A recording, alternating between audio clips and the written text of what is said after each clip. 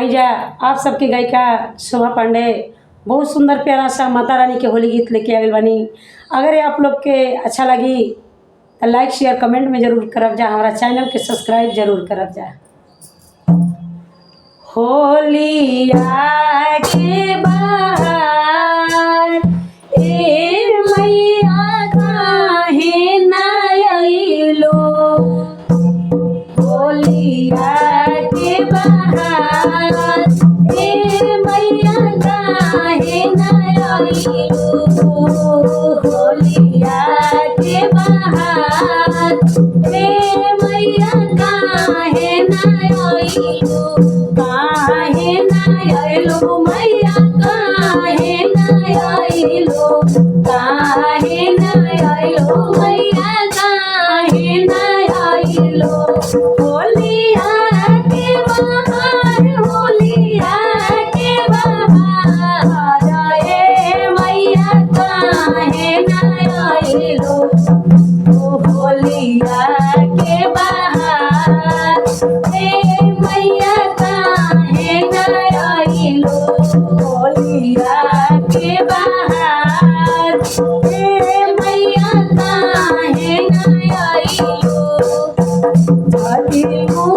अइलू मैया हमारा नगरिया, जब तू अइलू मैया हमारा नगरिया, हमारा नगरिया मैया हमारा नगरिया, हमारा नगरिया मैया हमारा नगरिया, घाटी कावा पे रहती लहरदार ए मैया काहे ना अइलो, कावा पे रहती लहरदार ए मैया काहे ना अइलो, होलिया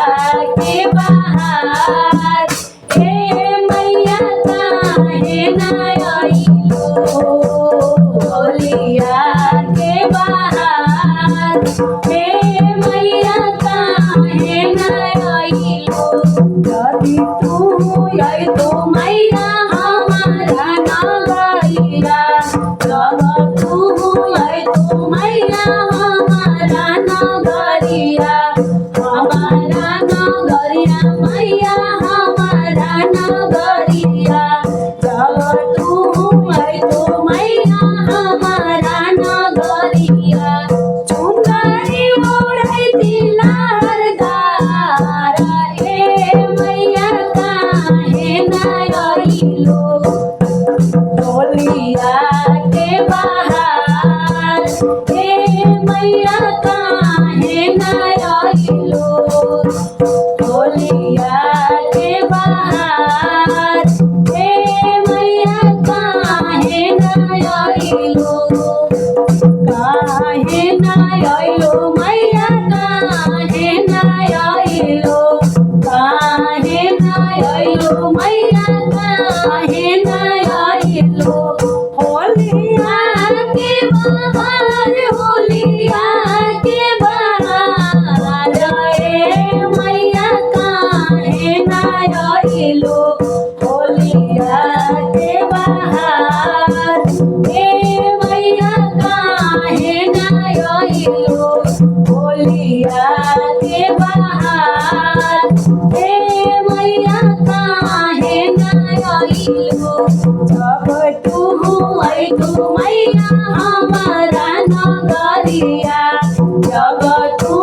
अइलू मैया हमारा नगरिया, हमारा नगरिया मैया हमारा नगरिया, जब तू अइलू मैया हमारा नगरिया, उड़ैती ललका गुलाल, काहे उड़ैती ललका गुलाल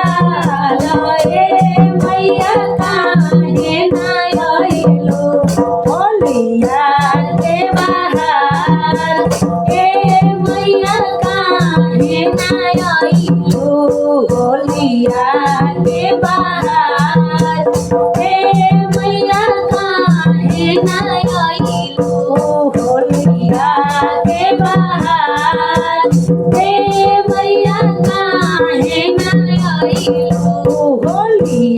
के